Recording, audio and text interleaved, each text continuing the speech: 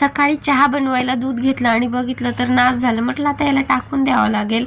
तर म्हटलं चला आपण काहीतरी ट्राय करूया. फर्स्ट टाइम मी रसगुल्ला बनवायला घेतलं होतं. दूध चांगलं तापवलं होतं. मग ह्याला मी एका कापडाने सगळं व्यवस्थित पिळून घेतलं पाणी आणि नंतर अजून 2-3 पाण्याने स्वच्छ धुवून घेतलं, म्हणजे जो काही आंबट वास आहे तो यायला नको.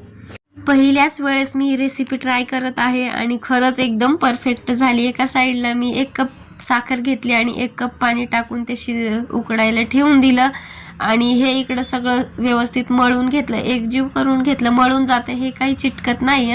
आणि मग असे छोटे छोटे ना मी याचे 6 गोळे बनवून घेतले.